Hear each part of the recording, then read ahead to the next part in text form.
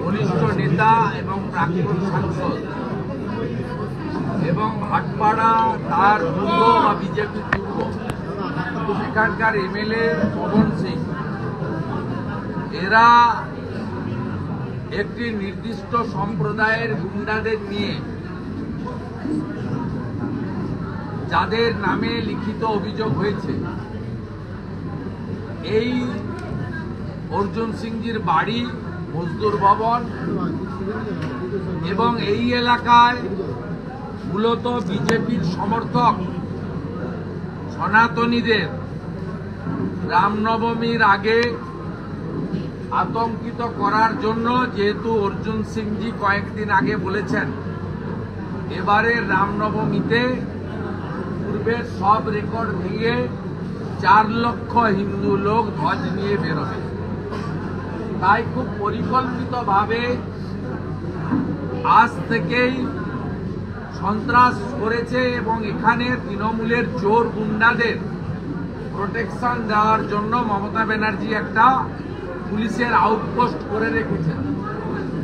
সেই আউটপোস্টের পাশেই একটা মজদুরের বাড়িতে বোম মারা হয়েছে। খুব সাধারণ খেটে খাওয়া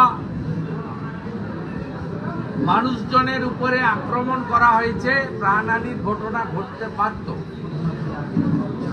তারপরে এই মামলাকে উল্টে অর্জুন সিংজি বা তার সমর্থকদের ফাঁসানোর জন্য এফআইআর দোষী লোকেদের এখনো গ্রেফতার না করে উল্টো দিকে অর্জুন সিংজিকে বিগত 19 সাল থেকে 100-র বেশি মামলা করেছেন, ওনাকে সুপ্রিম কোর্ট হাইকোর্ট প্রোটেকশন দিয়েছে। গত লোকসভা নির্বাচনের পর থেকে উনার হাউসওয়াইফ এবং উনার পুত্র কাম এমএলএ পবন, যার কোনো শত্রু আছে বলে তল্লাটে আপনারাও জানেন না, আমিও জানি না। এত নম্র বিনয়ী মিষ্টভাষী মিশুকে একজন এলাকার জনপ্রতিনিধি এবং উনার সুপুত্র, তাকেও মাঝে মাঝেই 3 ঘন্টা 4 ঘন্টার জন্য ভবানী ভবনে থানাতে ডেকে হ্যারাস করা হয়। এবং আমাদের কাছে নির্দিষ্ট তথ্য আছে, লন্ডন থেকে মমতা ব্যানার্জির নির্দেশে অর্জুন সিংজিকে মিথ্যে মামলায় ফাঁসানো, এমনকি গ্রেফতার করারও সাহস দেখাতে পারেন।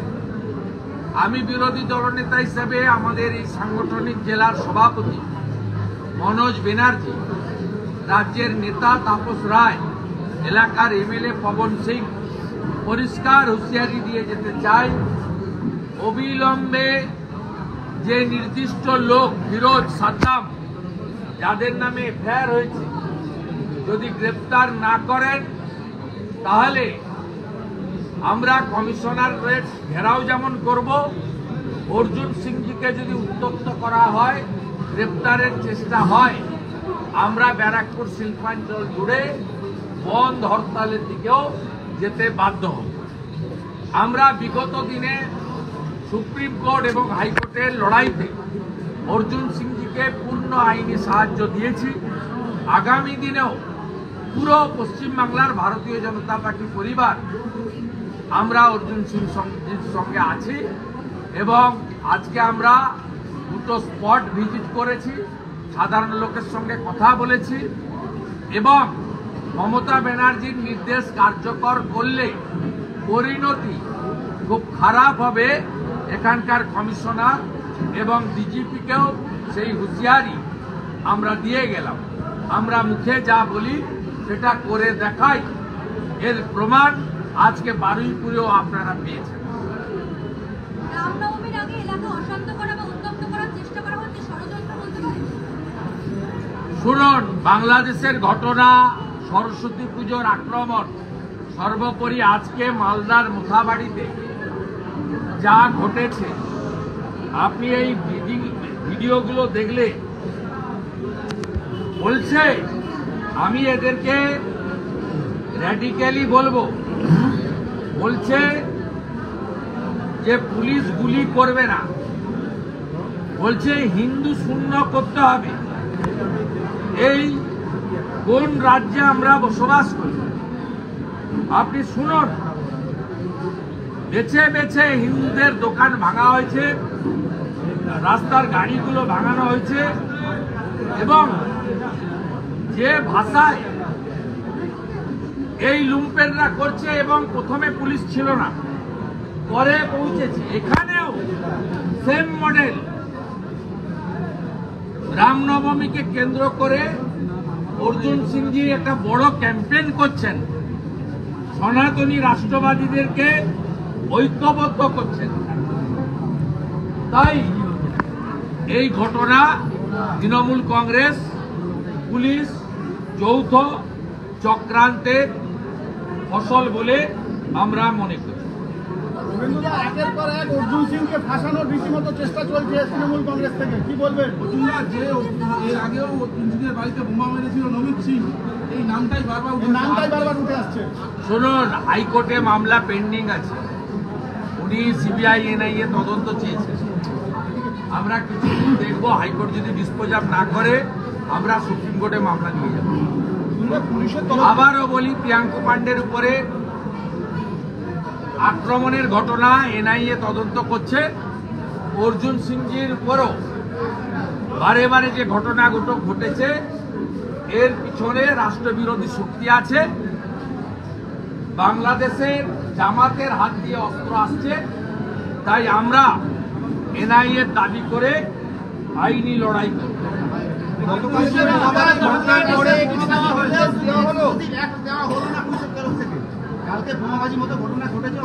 পুলিশ কোথাও এক্সপ্লোসিভ অ্যাক্ট দেয় না। এক্সপ্লোসিভ অ্যাক্ট তখনই লাগে যখন হাইকোর্টে কানমোলা খায়। আমরা যা করার করব, এটা নতুন নয়, এটা 19 সাল থেকে উনার পিছনে লেগে আছে। মাঝে উনার পরিবার, উনার সমর্থকদেরকে ব্ল্যাকমেলিং করার জন্য উনার উপর রাজনৈতিক চাপ দিয়েও কি করেছে আপনারা জানেন, সে কথা আমি আর উল্লেখ করতে চাই না। ওরা মনে করে যে অর্জুন সিংকে পৃথিবী থেকে সরিয়ে দিলে, অথবা ওদের কাছে আত্মসমর্পণ করালে, অথবা জেলে পুরে দিলে এই এলাকায় রাষ্ট্রবাদী, সনাতনী এবং তৃণমূল কংগ্রেসের যে জিহাদি আগ্রাসন, পার্থ ভৌমিক এবং পুলিশের যে যৌথ লুট চলছে, এটা খুব স্মুথলি তারা ব্যারাকপুর শিল্পাঞ্চলে করতে পারবে। আর আমরা বিজেপি পরিবার, আমি leader of opposition from the very beginning, Arjun সিংজির সঙ্গে তার প্রত্যেকটা ওয়ার্কারের সঙ্গে আছি। আমরা মাঠ ছেড়ে পালিয়ে যাওয়ার লোক নই। এখানেও মুতোড় জবাব দেওয়ার জন্য আইনি পথে আমরা যা করার করব। বর্তমানে সাংসদ বলছে আমি সন্দীপ কুমারের রোল প্লে করবো। বর্তমানে কথা বলবেন না, বহুত ডায়লগ, সব ডায়লগ দেখা আছে। 19 সালে আমি তৃণমূলে ছিলাম, যখন এখান থেকে অর্জুন সিংজি জিতলেন দীনেশজিকে হারিয়ে, যখন এই বেচারা, এই যে যার কথা বললেন সঞ্জীব কুমার নে কি বললেন, আপনি তো বললেন, হ্যাঁ, যে বলেছে তাকে বলছি, রিকল করুন মেমোরি। 19 সালে পালিয়ে গেছিল 6 মাস, আমাদেরকে কান্ত ফোন করে, বাড়ি ঢুকতে পারছি না। যার কথা বলেন নাম ধরার কি আছে? পার্থ ভৌমিক, ওরা কি লিডার? ওরা কর্মচারী একটা, ওর মালিককে আমি হারিয়েছি। ও বাক্স বদল না করলে অর্জুন সিং 45,000 ভোটে জিতে, পুলিশকে দিয়ে বাক্স বদল করে 60,000-এ জিতেছে।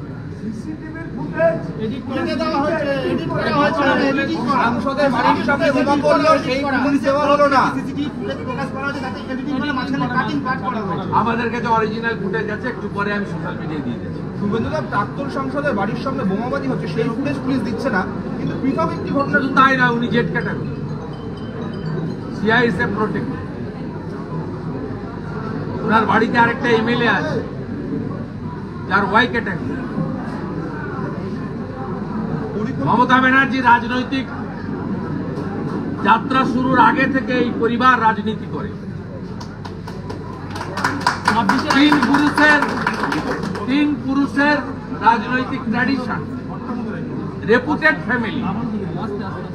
2006-এ যখন 235 সিপিএম পায়, ভাটপাড়ার ভোট হয়নি, পরে ভোট হয়েছিল, তখন তারপরেও 235 পাওয়ার পরেও লোক জেনে বিরোধী দলের এমএলএ কে পাঠিয়েছে 30,000 ভোটে অর্জুন সিং। এই ফ্যামিলির সঙ্গে যারা পাঙ্গা নিবে, ব্যারাকপুর ভাটপাড়ার লোক তাকে তছনছ করে দেবে ডেমোক্রেটিক হয়ে। এইসব ভয় দেখাবেন না। মমতা ব্যানার্জির রাজনীতি যতদিন, তার অনেক থেকেও বেশি এই পরিবারের রাজনীতি এবং কন্ট্রিবিউশন। 26 তো আছে, এখন মূল উদ্দেশ্য হচ্ছে রামনবমী মন্ডল করা। যেভাবে যোগীজির নারা বাঁটেঙ্গে তো কাটেঙ্গে, মোদীজির স্লোগান এক রহেগে তো সেফ রহেগে, এইটাকে কেন্দ্র করে বাংলাদেশের ঘটনা সব মিলিয়ে যেভাবে সনাতনীরা ঐক্যবদ্ধ হচ্ছে। উনি তো মমতা ব্যানার্জি হিন্দি স্পিকিং হিন্দু, বাংলা স্পিকিং হিন্দু করে 21-এ এখান থেকে বেশ কিছু সিট জিতেছেন। মুসলিম ভোটকে রিজার্ভ করেছেন, তাদের মধ্যে উর্দু আর বাংলা, সেখানে উর্দু আর বাংলা করেননি তিনি। নোয়াপাড়াতে, ব্যারাকপুরে, জগদ্দলে, হালি শহরে বিজেপিকে হিন্দি স্পিকিং পার্টি বলে দাগিয়ে দিয়ে বাঙালিদের সঙ্গে অবাঙালিদের লাগিয়ে দিয়ে কয়েকটা সিট বের করেছিলেন। কিন্তু এখন হিন্দুরা বুঝেছে জাতপাত ভাষায় বিভক্ত হলে জিহাদি শক্তির হাত শক্তিশালী হবে। তাই দুর্গাপূজা যেমন বাংলার, এই দুর্গাপূজাকে বিহার ইউপি গ্রহণ করেছে। রামনবমী গোটা ভারতে হচ্ছে। গণপতি উৎসব মহারাষ্ট্রে আর নেই, বাংলাতে এসে গেছে। আমাদের বাড়ির মা বোন দিদি যেমন শিবরাত্রিও করছে, ছটেও যাচ্ছে। আর ছট পূজা যারা করেন তারাও শিবরাত্রি, নীল চড়কে তারাও জল ঢালতে যাচ্ছেন। তারাও কালী পুজোর দিন উপোস করে মাতা কালীর পুজো পুষ্পাঞ্জলি দিচ্ছেন। এইটা ভেঙে গেছে। All credit goes to Narendra Modiji and Yogi Adityanath. এই প্রাচীরটা ভেঙে গেছে। তাই এখানে যে পরিকল্পিতভাবে আজকে গোলমাল করা হয়েছে, এলাকা দখল করা, রামনবমীর প্রস্তুতিতে আঘাত করা এবং মিথ্যা মামলা করে কিছু জনকে অ্যারেস্ট করা, বাকিদেরকে ছত্রভঙ্গ করে দিয়ে এলাকার দখল নেওয়া। মমতা ব্যানার্জির লন্ডন প্রীতি, রাস্তার ব্রিটিশ প্রীতি নিয়ে কি বলবে? রাষ্ট্রবিরোধী।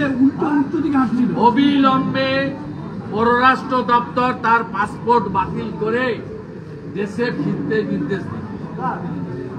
কার আবার? মমতা ব্যানার্জি। যিনি দাঁড়িয়ে বলছেন ব্রিটিশদের যুগ ভালো ছিল, ক্ষুদিরাম বোসকে অপমান করছেন, মাতঙ্গিনী হাজরাকে অপমান করছেন, বিনয় বাদল দীনেশকে অপমান করছেন, মাস্টারদা সূর্য সেনকে অপমান করছেন, নেতাজি সুভাষচন্দ্র বসু থেকে ঋষি অরবিন্দ, এদেরকে অপমান করছেন বাংলার মাটিতে দাঁড়িয়ে, বাংলার মাটি থেকে গিয়ে লন্ডনে গিয়ে। ভাবা যায়? অযোধ্যা এই লড়াই